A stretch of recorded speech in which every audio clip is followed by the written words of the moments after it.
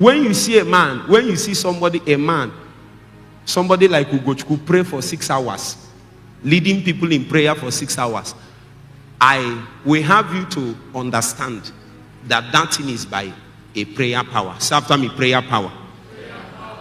If you like, try it. Somebody said that this thing these people are doing, that they are learning tongues. They are learning this thing. They will now be doing shalala. The man was doing shalala. You know, you can do it for 1 hour. But the day you will know is by a spirit is when you do it for 6 hours. Even your mouth will pain you. Physically, your mouth will pain you after 6 hours. That's if you 2 hours, your mouth will be paining you. But people will sit one place and pray for 24 hours. Their mouth is not paining them. When we finished the last 24 hours, as they were closing, I told them, can we go a little more? If I tell you, can we go a little more, you will go. Huh? You see, the reason why many people remain the same is that they don't know how to tarry. They are always in a hurry to leave, hurry to leave. This thing you have been living, have you not noticed your life have not changed? All the time you are in a hurry, all the time. When God said, many people, when God said, I'm here now, he found out that they have left. So what they felt that they thought they received something is just an invitation. They gave you invitation and you left. It's an invitation to tarry, not an invitation to run. Huh? Have you not been praying or worshiping and you now felt something? Emmanuel, have you not felt something? I know. And you now went and manifested. And people fell on the ground. Is it not true? How many people fell on the ground? You see, that thing you felt is not invitation to leave. It's invitation to come closer. Come closer. Sometimes if you want to touch a higher dimension of what you just experienced, you might have to stay there for 6 hours. I did not know this. So initially when I feel it, I will leave. And then I will go and minister. Something will happen. And then after some time, it will reduce. I'm going up and down until one day I learned to stay one place. When I felt it, I stayed there. I said, Holy Ghost, keep me, help me to stay in this canopy. I said 1 hour passed. 2 hours passed. 3 passed. 4, 5, 6, 7, 8. By the time it was getting to 8, even the room was saturated. Hey. The same people that I told I want to go and pray, when I wore my clothes and I was coming out, they could no more stand my presence. Why? If you interact with somebody, you come out with the presence of that person. You start smelling like that person. And the more you stay with that person, the more you are able to trap what you experienced in that place. So Jesus will tell you, tarry. He didn't say for 2 hours. He said, tarry until. Turn to your neighbor, say, tarry until. How many hours? How many days? How many months? How many years? So you that is coming and going, where did you see the instruction from? That's why your life is like this. Satan knows that the noise in our soul is too much, that we cannot stay and quieten it down, so that God will begin to work. It is when you come to the still waters that a measure of the glory of God will begin to come upon you. Something that can soak itself into the clothing that you are wearing. Something that you can bring and touch something like this, and another man cannot touch it.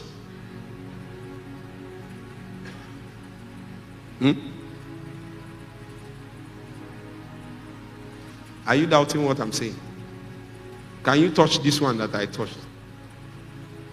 Meanwhile, there are days that if I touch it, if I wake up in the morning, maybe I ate apple in the morning, ate yam beans in the afternoon, then in the evening I used what was this one you say you like? Chuka. That one they sell. No. Shawarma. You now use shawarma to do evening. Then you use semo to do night. And then they call you by 9 and say, Pastor, somebody is about to die. You now say, in the name of Jesus.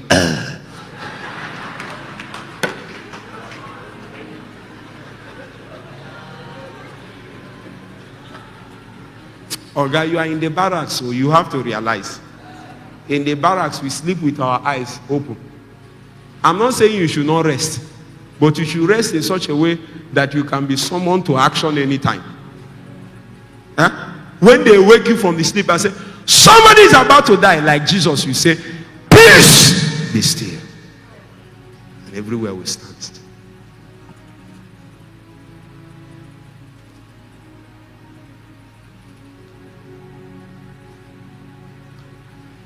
As I'm speaking, angels are descending.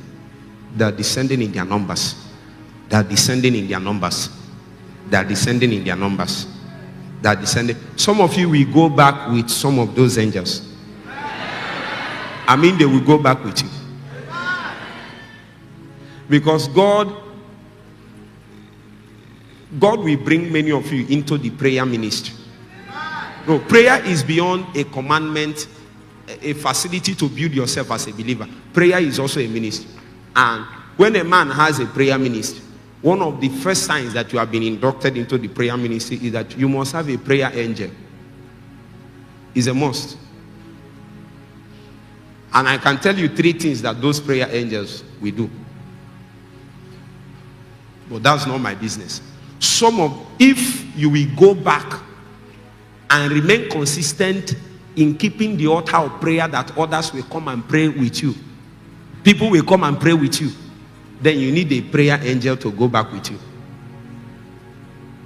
Sometimes when that prayer angel is around, when you tell people to pray, if I tell you to pray and we are praying, what we notice that some of them they will carry liquid. They will carry liquid and be given to people. They will be drinking. Once you drink it, you start praying, you cannot explain it. You drank something. That's what my brother Lawrence Oyo calls bowls of fire. That is how you see it. When you drink it, you start praying as if when you leave that meeting, you become normal. How many of you have tried it? You now went inside your room. You wanted to do bowl of fire. It did not work. I say you went to a meeting where prayer angels filled everywhere. And before you know it, they began to give you drink. Suddenly your posture will be mutated. Somebody will keep his eye like this. Kaya. A small lady will go and hold the pulpit like this and want to tear it into two. I saw my sister one day. She was leading prayer. She was moving like this. Because me, I know her. You don't know her. I know her in the house. She's the last born. And she used to do last born like this. Until you give her the mic. When you give her the mic, she'll be walking like this. That thing is by a spirit. Come and try it. Some people will slap you and say, Oga, where did you learn this one? But me, that is with her in the house, knows something she is doing. If you tell her you will lead prayer for 1 hour, she will use 2 days and prepare. Sometimes I will be in the house from the night. You know now, what we'll be hearing in this room, in the other room. You will not like to stay with people like me because there is nothing all the time spiritual business. If you come and tell me, I want to ask you some questions. I will not answer you until I've seen that you have prayed. Because you know why you have many questions. You don't pray. If you do 6 hours every day for 21 days, your question will reduce at least to half. So the reason why you have many questions, why is it that I sleep, this one is not working? Why will it work when you can't pray? So when you are doing 12 hours, you wake up in the morning by 5 a.m. I heard that they use face masks or nose masks, whichever one, and you are working in an office. As far as I'm concerned, that nose mask is a call for people to come back to prayer. As far as I'm concerned. But we have not seen what God gave to us, and we allow Satan to be using it. You are in the office, you are in the bank, and you are wearing nose masks or face masks as a worker there. And then inside the nose mask,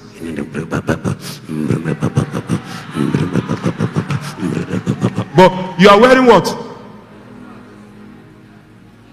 If 1 million believers in Nigeria will do this 2 hours in their workplace with their nose mask, Satan will remove that nose mask by himself.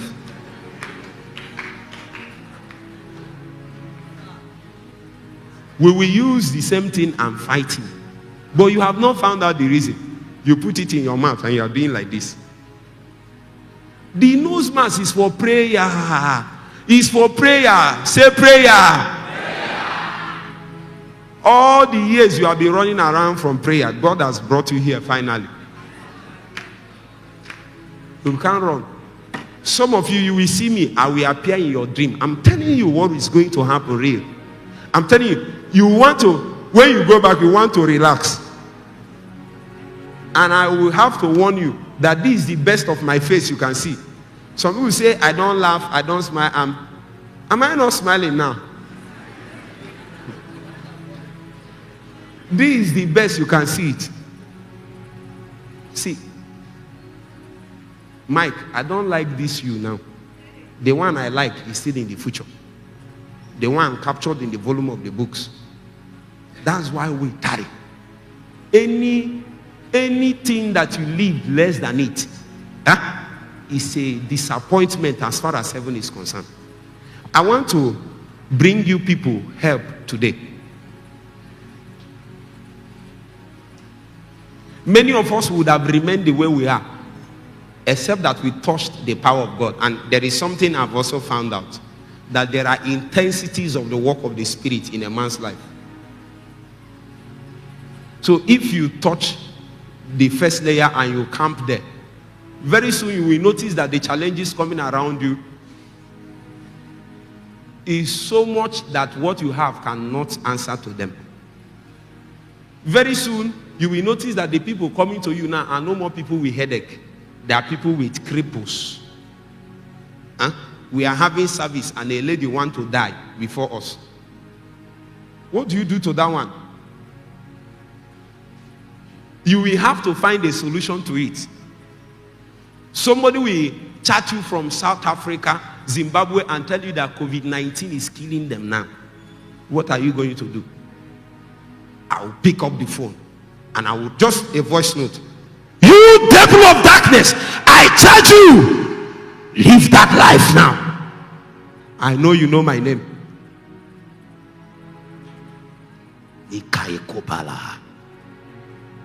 I know you know my name.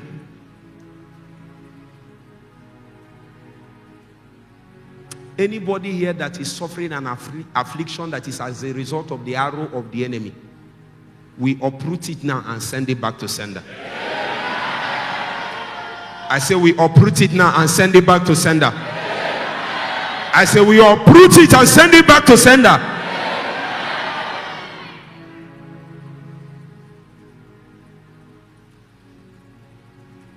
So these are the witnesses of, and it is important that everybody is witnesses of, but there is witnesses unto. And the witnesses unto is what only power can make a man into. So people begin to tell a story of, I've seen people tell the story of, there is a white man. If I say this thing, some of you might know.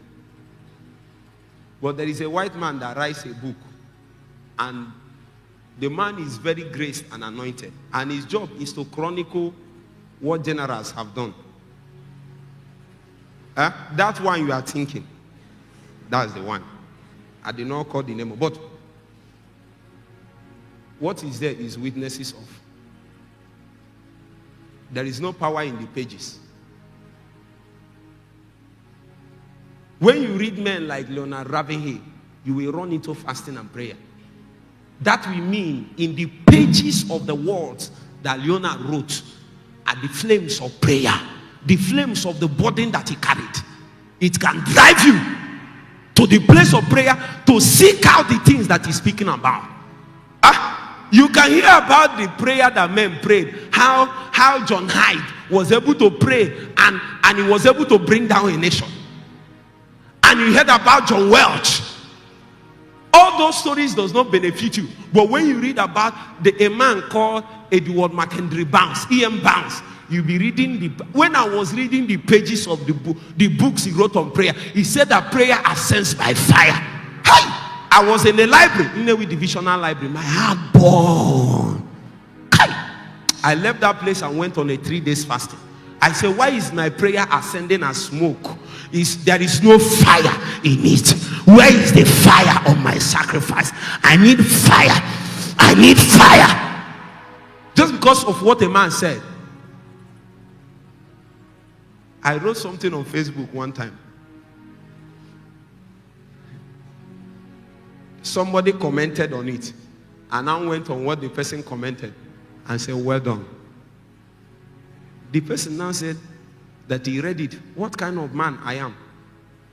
That when he read it, as soon as picked the phone and read it, the hands began to shake and vibrate. He dropped it, he stopped. He took it back again to read, he started again. What did I do? Say like this. There is nothing in it. It is the power that is there.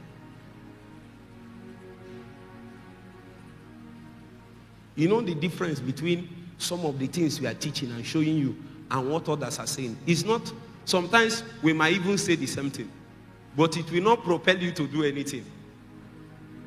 People are tired of hearing and hearing, and there is no energy to take them to where they are going. But you cannot hear my voice and stay still. Huh? When I speak, all the warriors will be awoken. The mighty men will arise and take their bow. They will take their tangent. They are marching orders coming from Zion. Oh, Bakaya, this. Let me show you something small before we fly.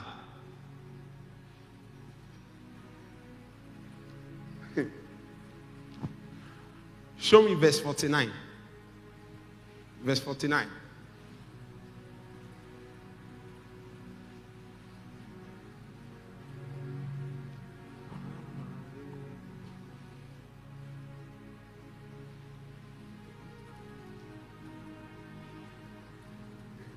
And behold, I send the promise of my Father upon you. But tarry ye in the city of what? Jerusalem. Until what? You know, scripturally, this is post-resurrection. If it is post-resurrection, it should mean that everything has been done. Why is Jesus telling them to wait? He has given them the lecture. He has given them the pattern. He has risen from the dead. But he said to them, what? Tarry ye in Jerusalem. See, brothers and sisters, there is a measure of endurance you need to execute your destiny. The problem is that many times we touch something, and then we stop. Now, you have touched something, but it's not commensurate to the calling you have. And you can only be a witness unto Jesus by your calling when you have laid hold on that measure and dimension of power it takes to witness Jesus in that manner. Are you with me? If you are with me, say amen. Amen. See, Jesus wants you to bear a witness of holiness. Let's assume that's what it is in your campus. Let's assume your campus is at Owerri. Say after me, Owerri. The demon of vanity, the principality of vanity, of immorality. I read something. They said that that place is the headquarters of abuse, drug abuse in the southern, and somebody is there. And he said he's doing ministry. That's the way you will be cold, like cold water. You'll be doing all the things you are doing. If demons that came from the water do you like this, you will just fall down. So that kind of man will have to receive the capacity to bear witness. So that person come and pray for 3 hours, but yet he's still subject to masturbation. Demons still disturb him in the night. You are doing something, but the witness to the territory, the witness to the people, you have not received the power to do that. Or God called you and you found yourself where there are cripples everywhere, blind eyes, deaf ears, all kinds of things. And you came and you preached the Bible, and then people cried and gave their life to Christ. It is powerful. But that is not the witness that is needed at that point. The witness that is needed is for you to command all the cripples and they begin to walk. When they start walking, you will now preach your message. In other places, it might be to cast out devils. In other places, it might be to break a yoke. For some people, the witness that they need to bear is the witness of the power that God has given to us to make wealth. The last person that tried to succeed financially, Satan struck him till he began to beg. And you now that is about to rise, the demons have started warning you. You must arise by a power beyond that.